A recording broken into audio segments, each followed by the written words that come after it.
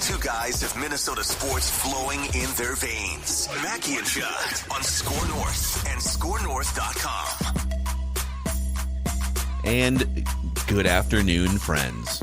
Or good late morning, friends, I guess. Hello, friends. It's Phil Nance. Who's doing the U.S. Open this weekend, by the way? So it's on USA Network.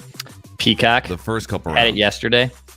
Okay. Like who's but USA Network and Peacock. Or who's calling it? So NBC is doing it, Dan right? Hicks, yeah. Dan Hicks. Yes, and it was on in prime time last night too. That's the best part about these West Coast tournaments. Like this is in LA, so if you're watching in the Midwest, it's prime time, baby. We're gonna be watching the final round at like 7:00 at night on Sunday. It's gonna be awesome, and it's going to get enormous ratings. And they're going to talk about how to replicate this. Although there's no way. Hawaii, go play in Hawaii. Because the last time, I want to say when it was in what course was it at about 4 or 5 years ago? Same thing, I think, out in the Bay Area. There was definitely 10 years ago. There was one. Was it Chambers Bay in Washington? Oh, that was a mess. And that wasn't that Fox's first ever major? Yes, and that's the one that Royce was going apoplectic because the course looked so bad. The greens looked like they were aerated or something. This course, you boys told me this was going to be tough. I'm looking at the score sheet last night. Holy cow! Yeah, we had our guy Ricky Fowler. Where did that come from? And then was it Shoffley that also shot a 62? Yes, so, two guys. But the U.S. Open, when that happened, because sometimes you never know. Like on the first day, the U.S. Open will come in and they will put the clamps on that course today. It's going to be a bloodbath. I didn't know about this until I saw something on Twitter this morning. I didn't realize that Hugh Hefner's Playboy Mansion is right behind the 14th hole. Oh, is it? I didn't know that either. and Hef for years tried to join this country club. They wouldn't allow him. But what he did do was he built a zoo with like monkeys and stuff. Mm-hmm. And the zoo is still there. And so like when you're teeing off on 14, there's a bunch of chimps going. Yeah, there's a famous episode of Entourage that involves that exact scenario where Turtle and Drama and the Karate Kid, Machio. Both Drama and Machio are banned from the Playboy Mansion on Playboy Mansion night because they tried to set free the monkeys, and then they realized it was Pauly Shore who let the monkeys out. There's your little Entourage up. God, you're good. The more you know. Yeah. That's good. The more you know. And now Turtle from Entourage might start doing a daily radio show on WFAN in New York. Mind explosion. Wow. So welcome into a live Feedback Friday here on Minnesota Sports with Mackie and Judd, the Score North YouTube channel. Just a shout out real quick here to our friends over at Burnsville Heating and Air. So they are hiring. And if you're a fast learner looking for a job change, or maybe you're searching for a great summer job, or you're a recent college grad, whatever the scenario is, Burnsville Heating and Air is hiring full-time jobs throughout the 7-county metro area and western Wisconsin. So, and if you've never worked with HVAC systems before, that's fine. You get great training from their pros to help set you up for success. Apply now at burnsvilleheating.com and click careers. burnsvilleheating.com and click careers. Okay. Before we get into some of the feedback here, and there are some Twins-related things, I just want to ask on behalf of, I guess I'm going to batch the first group of feedback into my Twitter mentions, which is what the hell happened at Target Field last night? Old Macadac had a good time at the ballpark and stuck around for the T-Pain concert. Hell yeah. And like probably 12 or 13,000 people stuck around for that thing. But you got, so Sonny Gray is pissed at Rocco. Jorge Lopez gets shelled again in the late innings. The Twins offense stopped doing anything after like 45 minutes. So, I mean, let's start with the Sonny Gray thing. He's always, pretty much since he's been here, he's been kind of mad about the short leash, right? And last night he wanted to pitch through some of his struggles. So what did you make of that? So first of all, I would like to say this. This is a conversation, okay? This is a conversation. I love Twitter. I really do. But everything on Twitter, because it's microwave conversations, just jumps to takes. And this conversation actually deserves some fleshing out, okay? Because I can see both sides of this debate. Like, I get both sides. I'm not assessing blame. But it was very interesting, and I'm about to say something that's going to shock both of you. Oh, no. Kudos to Bally Sports North. Oh, wow. Kudos to Bally Sports North. Give me the song. Because when they came back from break after Rocco and Sonny had what looked to be probably a not too pleasant discussion in the dugout about Sonny being taken out 4 innings, 79 pitches, 3 hits, 2 runs, up 4-2, 4 walks, which was the problem partially, 3 strikeouts. When they came back from break and it was clear that Gray was being taken out, they showed the discussion. And it was a very sort of odd thing in the sense that Rocco went to, I wouldn't say confront him, but tell him. And Sonny looked like he wanted to get like by Rocco, like he didn't want to stand there and take this. And Rocco sort of positioned himself to be in front of Sonny to explain to him exactly why he was going to come out. And unfortunately for Baldelli, starting with Moran in the 5th, the bullpen puked up the lead completely, and they lose 8-4. And Sonny post-game, I thought, was marvelous because, first of all, he was incredibly frustrated. Second of all, to his credit, he took blame. He's like, I'm not pitching well. I need to find out what's wrong. So he was not like just blaming Baldelli. And these were off Audra Martin's questions, so they weren't pointed questions. Gray was just but I mean, they weren't trying to stir up the pot. No, I'm trying. No. I'm trying to explain this. I'm not being a dick. I'm trying to explain. I'm trying to explain that she was asking questions that everyone wanted an answer to, but she wasn't trying to get him to melt down. She wasn't being confrontational or anything. She was not trying to be like, well, you got lifted. How do you feel about it? She was asking about his state of mind, which were good questions. But anyway, he took it in a direction he clearly wanted to and talked about frustration with himself, with putting guys on base. And the frustration was boiling. And what his point was, I just want a chance to battle through it. I wasn't pitching well, but I wasn't giving up a ton of runs. I believe the Tigers in the 4th had loaded the bases with nobody out. He got a double play ball and then a strikeout. And so he was basically appealing for, I just wanted the chance to keep going. Now, just quickly, I will say he might be wrong. He might be right. I'm not trying to take sides here. But it was a fascinating exchange to watch with a veteran pitcher who had just seen a bullpen, who at that end of the bullpen has a tendency to be leaky at times, and where it will land. I do think that there is no chance in God's green earth Sonny Gray returns to the Twins next season. Yeah. Well, this is not the first time that he has rolled his eyes or been upset or and I do think he handled it pretty diplomatically. He didn't like go after Rocco in his post game. Nope. He mentioned the struggles, and then he said, I would have liked to stay in the game and pitch through it, but that didn't happen. So instead of saying, but he wouldn't let me, he's a pro, man. Like he's kind of a hothead, but he's super competitive. I like having him on this team. And even with his struggles, it's not a train wreck. Okay, so that was one of his worst games of the year. And he still only gives up 2 runs in 4 innings, and his pitch count was at 79. They've let him go over 100 pitches twice this season. They didn't do it at all last year. So I guess where I would maybe even argue on behalf of the Twins is if this is an issue about Gray feeling like he's getting squeezed on a regular basis, getting pulled from games, they have given him 2 starts of over 100 pitches this year. He's already had 2 starts of 7 complete. He only had 3 all of last year. So like it's definitely a little bit of a tighter leash than other organizations, but I think he's being allowed when he's pitching well to go deep into games. And the discussion, as you're saying, the discussion is more in that gray area of if he's not pitching particularly well, but he is your best starting pitcher, does he deserve, and should the bullpen maybe even like get the breather of him going another inning or 2 and fighting through it? Like that's where the nuanced discussion lies. Yeah, I personally think this was a pretty moronic move by Rocco to pull him. As of right now, and you can take this as you will, there are only, let me do a quick math here, 1, 2, 3, 8 pitchers in the American League who have better AL Cy Young odds than Sonny Gray right now. And he wasn't sharp yesterday, for sure. He wasn't sharp. He was walking guys. He had like a 30-pitch inning. He for sure wasn't his Cy Young-like self.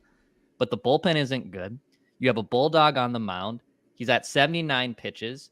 Like in what stratosphere would you pull one of the guys who's been one of the best pitchers in the American League because, hey, we have a spreadsheet here, we have a system, we're going to stick to it? Like, no, let one of the best pitchers in the AL shove here. You're not pulling Dylan Bundy. If Dylan Bundy put up this stat line last year, Okay. You'd probably take it, actually.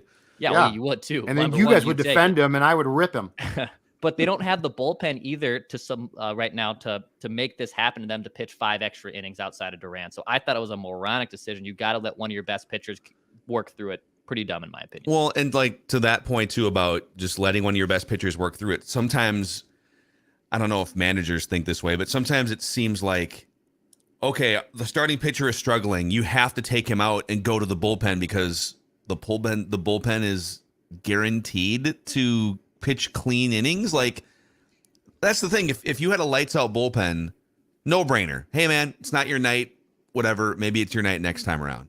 Right. But when you know that you're just putting landmine after landmine out there, when you bring Jorge Lopez into a game, like it's a landmine right now. When you know, how many really reliable relievers do they have outside of Duran? So would you rather have Sonny Gray out there kind of at like 70 to 75% of his peak performance, or roll the dice now on, let me do the math, 5 innings of relief pitchers in a bullpen that doesn't have a lot of reliable options? So from that standpoint, I probably just let him go up to like 95 or 98 pitches. If it gets me an extra 2 innings, great. Now I don't have to run 5 different relievers out there or 4 different relievers out there. I would prefer to give him the 5th to preclude Lopez from pitching the 8th. I've got more faith that Gray can get through the 5th. And now I go Moran in the 6th, Lopez in the 7th. Because the thing about it is, and I don't get this, I think the last couple home games, if I'm not mistaken, Lopez has pitched in, they've brought him back, and that's where he starts to struggle and scuffle. And last night, again, we saw that. In that game, for Moran struggles, that was a 5-4 game. So, like, you would have had a chance. But now it's 8-4, and you're pretty much dead. Yeah. And I should clarify, 5 innings worth of relievers. They only use 3 relievers, but you're trying to cover 5 innings worth of relief pitching. So it's too much. So if you tell me, and I know that Emilio Pagan, he didn't give up a run, or he wasn't credited with giving up a run, or did he give up one of them? No, he Moran runs.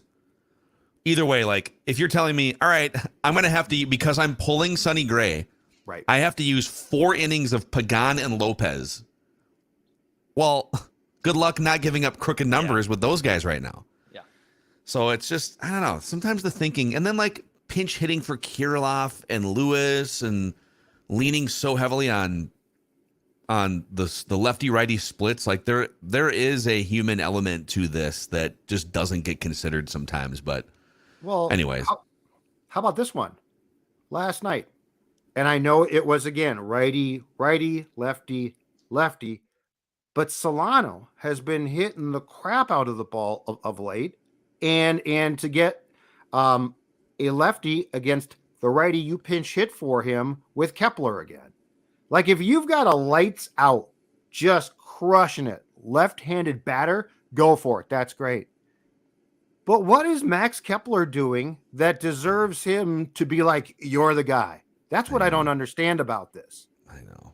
And is that spreadsheet? Is that just I'm sometimes confused. I feel like we blame. I feel like it's gotten to the point of analytics is the devil for everything now, right? What do you mean? Well, we just blame it. We scapegoat it. We arbitrarily, if we don't like a decision by the Twins now, it's analytics ruled that. And sometimes it's very, very true. I'm not debating that. But I am debating, is it always the scapegoat? Is Sonny Gray being pulled? That's a gut feeling too at 79 pitches. Yeah, he's being pulled because it's it's actually kind of an old school. I mean, maybe there are some data points involved. I'm sure there are. It might be third time through. Yeah, but we see him. He doesn't have great command, and he's about to hit the third time through the lineup or whatever it is. You know. Let's see here. Jeff in Arkansas chimes in. The reason the Twins aren't hitting well is because their uniform says Twin Cities instead of Twin. I actually like those Twin Cities uniforms too. I had no problem with those uniforms. As a St. Paul kid, who always thinks, and I get Minneapolis, St. Paul. We know who the bigger brother is of those two cities. I love them. I think they look great. Agreed. Yeah, I just like the font, the color. I think I'd love if those were just the primary home uniforms, to be honest. I missed the baby blues from the 70s and 80s that they brought back. Yeah. With the red helmet. The red hats too. Yeah. But I love those. I think beyond that, you guys, I think almost every jersey that they have now is an improvement on last year. I'm trying to think of another jersey beyond the baby blue. Those dark blue ones sucked. Like they look like every other single team. Wow. The red ones look like the team was sponsored by Dairy Queen. Yeah, those ones are bad. Hey, where are we at on the hats now? The ones that look like the Marlins logo. Yeah, I don't like those. I still don't like that hat. But I don't hate them. I don't like it. Yeah, I mean, I'm not like I'm indifferent. Gonna stomp on it, but I'm definitely not gonna buy one. The TC is good though, and like TC's the great. white. Except for, have you guys seen a few of the helmets? Javier Vazquez has so much pine tar and crap that you could barely see the white part of it now. It's just nothing but smeared pine tar. It's actually old school baseball. By the way, we will get to shortly here. Lawyer Chasse has a ruling on the on Judd's controversial appeal on Write That Down from Wednesday. This will be binding. Yep, Lawyer Chasse, he does have a ruling, so we will get to that. Let's see here. Travis Beach says, I can't wait for Judd to rip on Willie Castro for missing the Gatorade bath a couple nights ago after Carlos Correa's walk-off. Please ask Judd why he despises Willie Castro so much. Willie Castro? You do rip on Willie Castro, yeah. When? I don't even recall saying a crossword about him. I feel like you have. I feel like you've made... The only thing I said is Michael Taylor should be in center field most of the time, which he seems to be of late. And that the need to play Castro out there, I don't get. If he's starting, if he is coming in like last night, it's fine. But I don't think I mean he's a versatile player. He is a quintessential TK Gardy twin. I like Willie He Castro. battles his tail off. He's already shattered his previous career high in stolen bases too. He's got 13 stolen bases. I don't hate him at all. That's not true at all. I did defend Taylor. I recall this now, but it was not. But I am not saying that I have anything. Sports Dad has nothing against him. You go, Willie. You know, if you want to watch Judd's favorite player, Willie Castro, run around the bases, play all the positions, be a hustle guy, get that uniform dirty, twins.com/tickets. We're in the middle of the longest homestand of the year and the longest homestand you could probably concoct on a schedule. It's a 10-game homestand. So there's tickets available. Old Macadac was at the ball yard last night, just kind of hopping around. I love to get tickets and just not sit in my seat. Yeah. And just go hang out. Go hang out at the different bars and different things. Mm-hmm. Yeah. It's a good time. Joe Ryan on the hill tonight, folks. You can go see this guy. Look at that bobblehead. Is that real hair? Or is that this is a good plastic? Is that real hair? No, it's plastic. Plastic. No, okay. I hope not. That'd be gross. I don't need real You have to wash it? Yeah. Twins.com/tickets. That's twins.com/tickets. Also, before we get to more of your feedback here, a shout out to the Power Lodge and Miller Marine. So, yeah, these Bennington pontoons that we keep showing you on the YouTube channels are just gorgeous. You can find anything really you're looking for to put on the water at locations in Brainerd, Onami, and Ramsey for Power Lodge, and Miller Marine in St. Cloud, Judd. Ooh, look at this. We got new footage. Look at that. You can jump off. There's me. Oh, Judd did the somersault. That's me. Look at how comfortable that is. You know what? There's Declan. Yep. Sonny Gray needs to take a day off and get in his Bennington, go to Power Lodge and go up north and get out on the water and just relax. Throttle therapy can help a pitcher or it can help you. Look at that. That's nice. Yeah. Sonny Gray needs to clear his mind, maybe. Mm-hmm. Clear the mechanism. Clear the mechanism. Powerlodge.com and millermarine.com. Get on one of those Bennington pontoons. All right, let's see here. Let's get to the ruling. Let's get to the ruling, guys. Let's do it. Okay. Let's do it. So we had some controversy on Write That Down the other day where, and let me pull up my notes here. So, Judd, you predicted. No. Oh, I don't know about that. No. I can explain it. Fine. No, the defendant can't take the stand yet. No. I mean, I guess we could, we could give you the defendant. Let me just give the audience what your prediction was. Okay. And then you can explain, but your explanation is going to really have no bearing because Lawyer Chasse has ruled regardless of your. Okay. If people didn't hear the show on Wednesday, I just want to help them out. So you said the Lynx will lose 2 of their next 3 games by next week's Write That Down. Yep. So this is the week preceding Wednesday. So Wednesday to Wednesday, leading up to June 7th through June 14th. Mm-hmm. And you said the Lynx will lose 2 of their next 3 games by next week's. Write that down. Well, one of their games in New York got canceled because Canada can't find water to put out their fires, apparently. It's very rough. And so go ahead.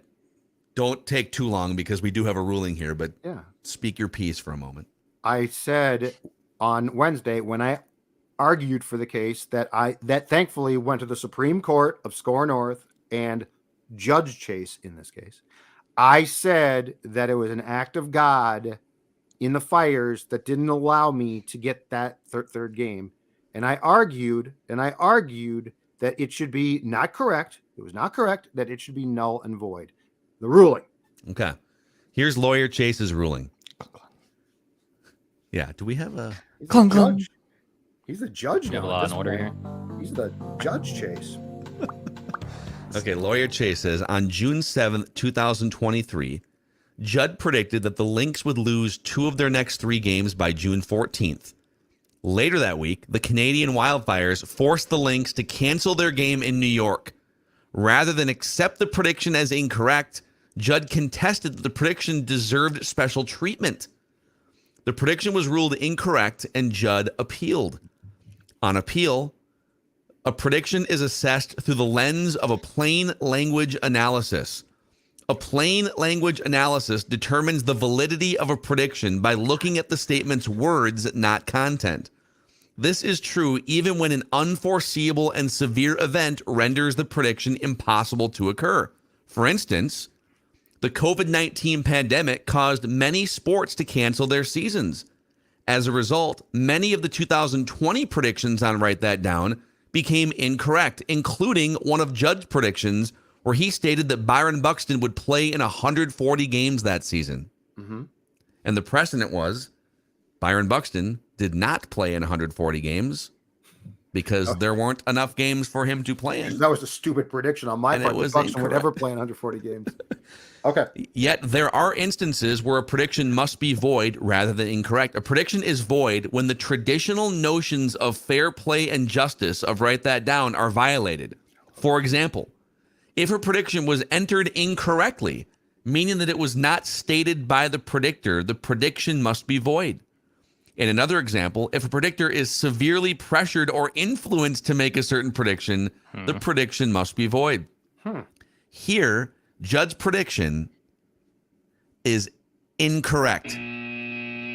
The prediction did not occur since the Lynx did not have the opportunity to lose 2 out of their next 3 games.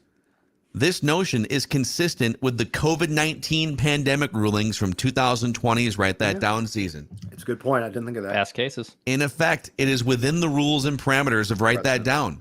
Further, there was no mistake or duress surrounding Judd's prediction. As such, the prediction is incorrect, and thus the judgment is affirmed. Clung, clung. Thank you, Chasse. No, I will abide by that. I will abide by that, and that's a great ruling. I love this Super Nintendo version of the Law and Order theme. It's very like 16-bit. Doesn't it, like it just feels like a Super Nintendo. It doesn't sound. It sounds like bit rate. Yeah, dude. Like one of your old speakers in your mom and dad's bedroom is like gone out on the left side, so that's what it sounds like, dude. All right, so there it is. Are you going to try to appeal to a higher court? Is there a higher court? There's no higher court. Okay. I don't think there is one. I think once Chasse rules, it's done. And he has a very good point. So, yep. I did pull open, just for context here too, because I do have all the historical predictions. So I'm looking at the 2020 folder right now. And there's a lot of stuff here. Like, for instance, so there's that Byron Buxton prediction. You also had another one in 2020. You said the Twins, you said Jose Barrios will start the opener against the Athletics. Jose Barrios will win the Twins opener in Oakland. Okay. But then the season got paused and rearranged, and the opener actually happened against the White Sox on July 24th. That's right. Mm-hmm. And so that prediction was deemed incorrect. So there is precedent here. that we must abide by. Yeah, I agree. You tried to circumvent really the laws of write that down. Kind of scary if we didn't have this framework set up as a write that down entity. There could have been just so anyone January can just 6th to write that down. Could have been. Let's storm the studios. Get the flag. Are you saying that I was sitting there watching the write that down, freedoms burn and applauding it? You can see all the write that down documents in my bathroom right now. Just boxes of write that down documents. No, you know what, Chase? Thank you very much. Mitchell Smith says, we all know it's tough being a Minnesota sports fan, so much so that it has leaked into the fiction world. And then he takes us on a tour through Minnesota sports' fictional heartbreak, such as in 1994 in Little Big League, where the Twins, under the leadership of 12-year-old Billy Haywood, were able to claw back from 4 games down with 4 games to go to force a 1-game playoff against Ken Griffey Jr. and Randy Johnson, only to lose in extra innings. How about 1999 when the football team from Minnesota loses in the conference championship game against Willie Beeman and the Miami Sharks? The one that takes the cake would be the Tom Clancy novel from 1991, The Sum of All Fears, in which the Vikings make the Super Bowl only for terrorists to detonate a nuclear bomb during the game.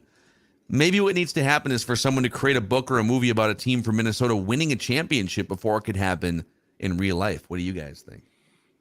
Well, I mean, we've got that, right? The Ducks. Didn't the Mighty Ducks come back and win their championship? But they're not an NHL team.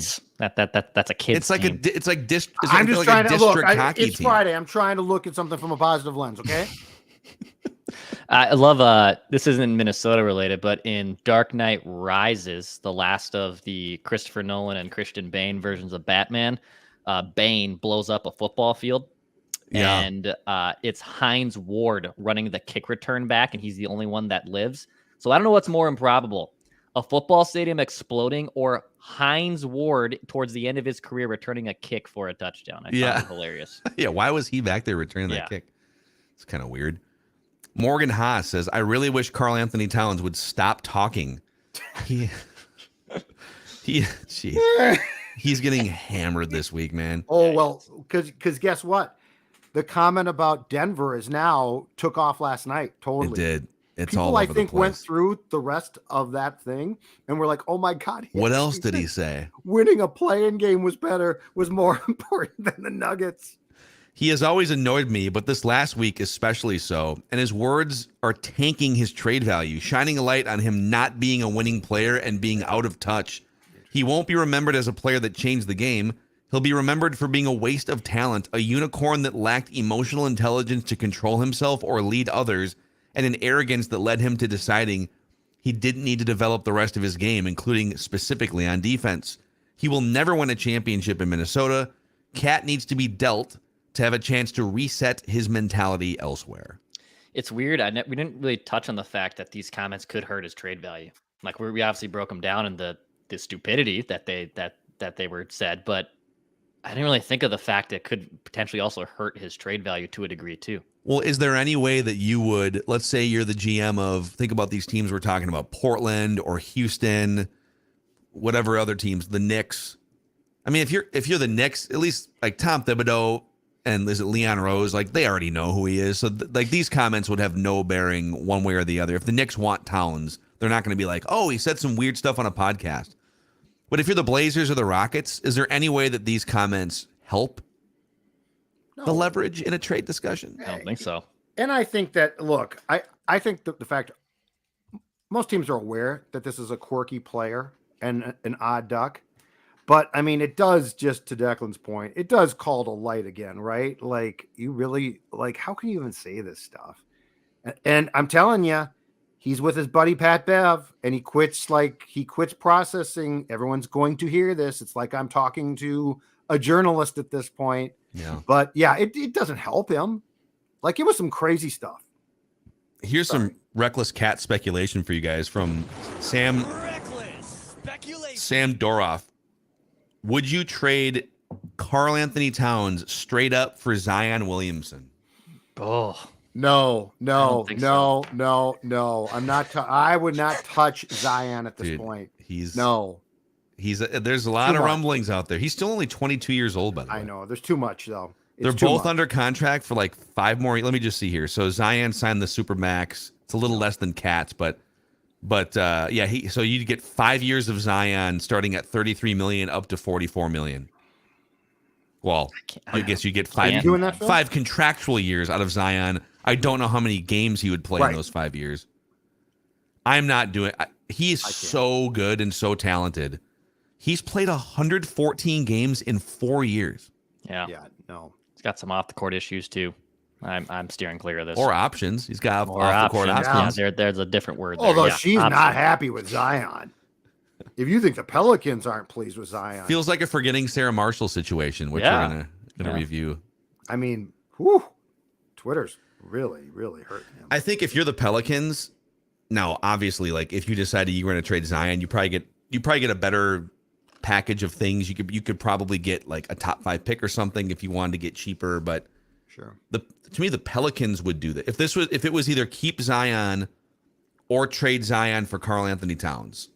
Yep. And that team is ready to win now. If they can just like they were the number 1 or number 2 seed in the West when he got injured, and then they kind of tanked, right?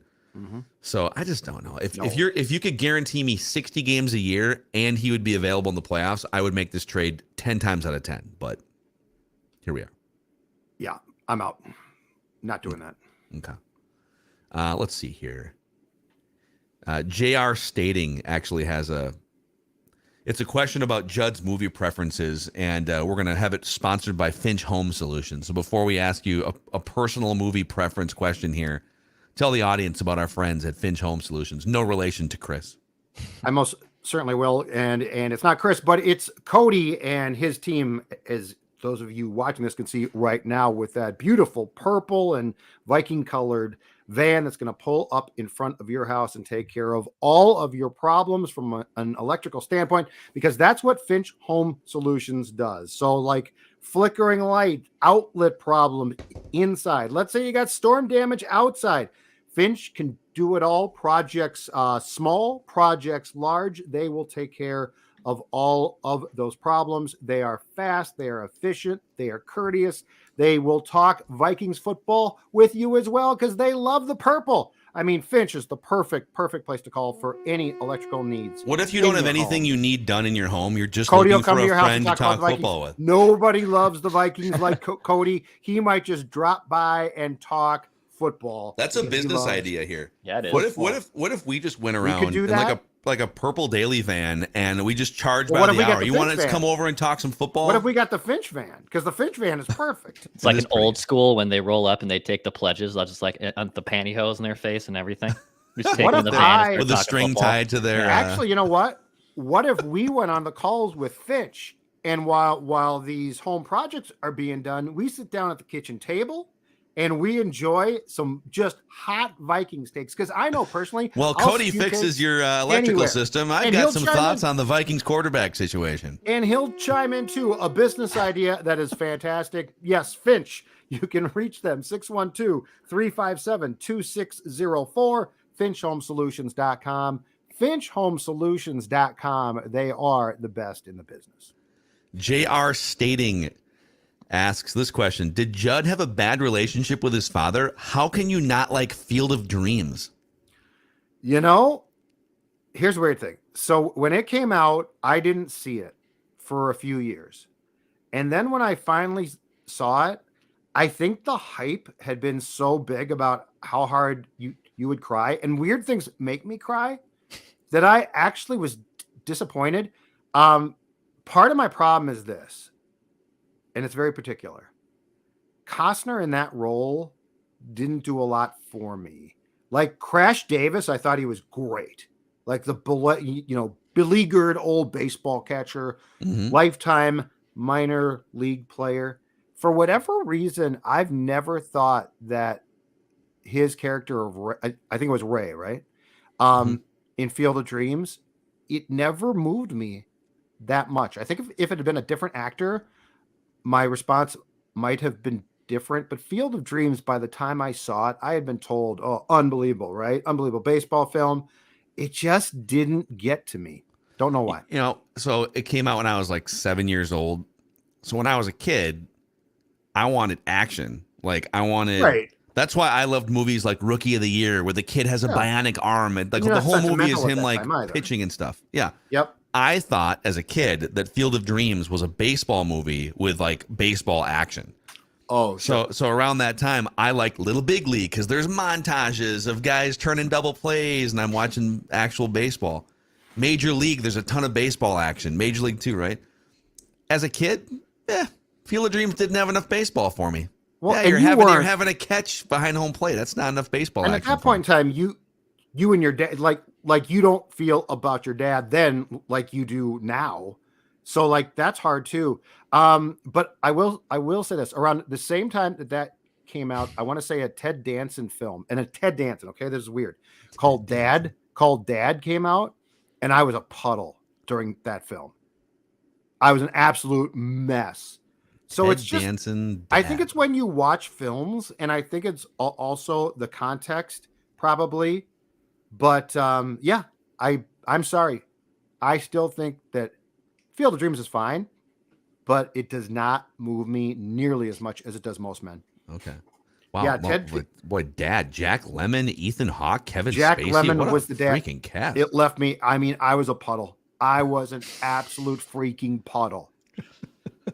We'll have to check that out when I'm looking for, just like you want a good cry, an emotional roller coaster, maybe it's on Saturday. Old now, so I don't know that it would still. It might be a little bit dated by this point, but at that time, oh my god, Toy Story 3 type of crying.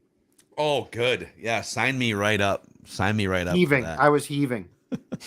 So, all right, that's the end of our Feedback Friday here on Score North YouTube channel. Please click the subscribe button and the like button if you could, to help us spread the word. And you can find it on the Mackie and Judd podcast feed, and also on the movie rewinds or movie reviews with Mackie and Judd podcast feed. A deep dive into Forgetting Sarah Marshall this week for your weekend listening. Thanks for hanging.